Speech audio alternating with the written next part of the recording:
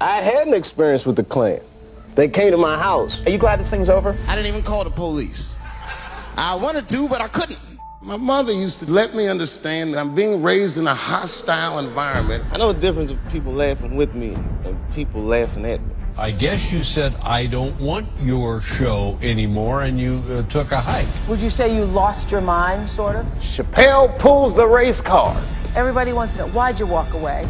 He could have filled up arenas, man. Crazy. I said, yeah, I don't think I can do this, and I quit. And that was it. Have you ever had something happen that was so racist that you didn't even get mad? You were just like, God damn, that was racist. I had an experience with the Klan. They came to my house when I was little.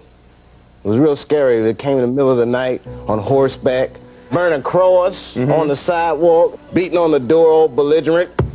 Come on out, you black sons of bitches! See, me and my brother, we were like horrified. We were just hiding in the closet, peeking out. But my mother, this is a strong woman, my mother, she went right to the door and opened it and gave them candy. From a young age, I noticed people were treating me different. These kids were just so mean and evil, but I didn't understand why they were treating me different. My mother used to let me understand the context that I was being raised in, that I'm being raised in a hostile environment that I have to tame. By the time I was 14 years old, I was in nightclubs, mastering an adult world. It was terrifying. What made you get on stage at the age of 14? The fear of death. When I was in high school, my freshman year of high school, almost 600 kids my age got murdered in Washington, D.C. I was happy, man, you know. That made a real big impression on me. That and the fact that D.C. is a very segregated city, especially at that time. Statistically speaking, to this day, there's not one poor white person in Washington. There's a lot of poor black people in Washington.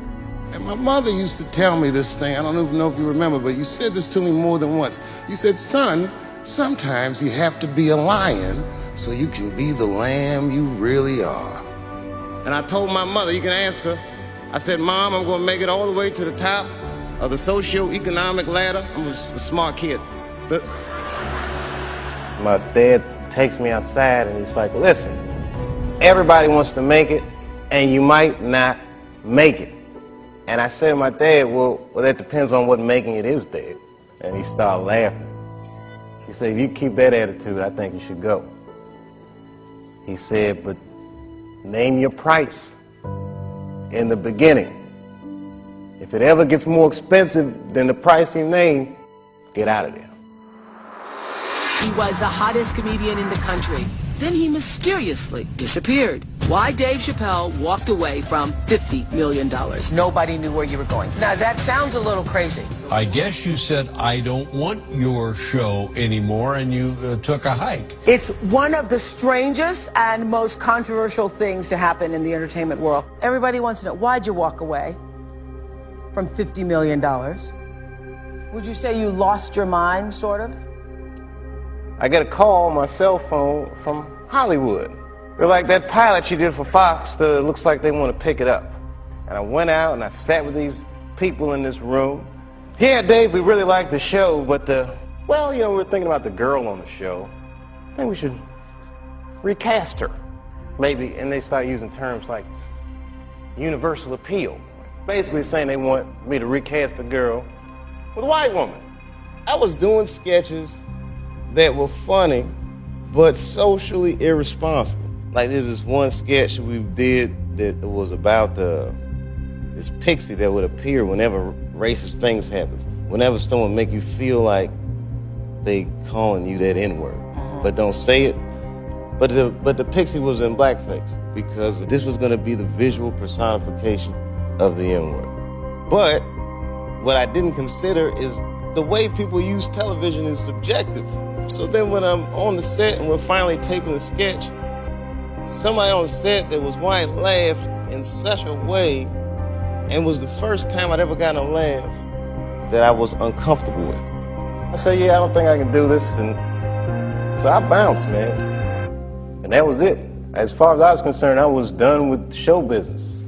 That was an irreconcilable moment for me, that I was in this very successful place, but the emotional content of it didn't feel anything like what I imagined success should feel like. It just didn't feel right. My house got robbed in New York. I didn't even call the police. I wanted to, but I couldn't. My crib is too nice. It's not that it's too nice, but it's too nice for me. You know how the police are in New York. Soon as I open the door, they'll be like, oh, he's still here. Open and shut case, Johnson. Apparently, this black guy broke in and hung up pictures of his family everywhere. The hardest thing to do is to be true to yourself, especially when everybody's watching. This idea that what you do in your lifetime informs the generations that comes after you is something I keep thinking about, something that is so much bigger than just ourselves. I've been gone for a very long time. Surprise, it's me. Now he is back with a 3-part stand-up comedy special. We're living in a time where there's got to be a little more cultural sensitivity. And even a guy like me that's just writing jokes. This is a story that happened back in January of 2015 that involves Dave Chappelle. Dave Chappelle did an impromptu set, and he said a clearly privileged white girl shouts, "Life's hard, sorry about it," when he starts talking about police brutality. Joy Ellen Nicole came back and said, "I told her to leave," but Dave Chappelle said, "No, bring her back." But he didn't attack her, he didn't yell, he didn't make fun of her. He started educating the crowd on the history of black people and the police. And she said, "I'm sorry for what I said. Thank you for educating me. I was ignorant before, but I want you to know I learned from you tonight, and I won't say things like that anymore." This is a tough discussion, but it needs to be had. And people need to learn the lessons, and we need to listen to one another. It's a tough time for this country, man. You don't let anybody tell you you can't or to be afraid. It's okay to be afraid because you can't be brave or courageous without fear. The idea of being courageous is that even though you're scared, you just do the right thing anyway. Today we're going to show the world that nothing will get us down. No matter what's going on, no matter how tough these times get, we hold our heads up high because we know what we're about. You gotta take a stand.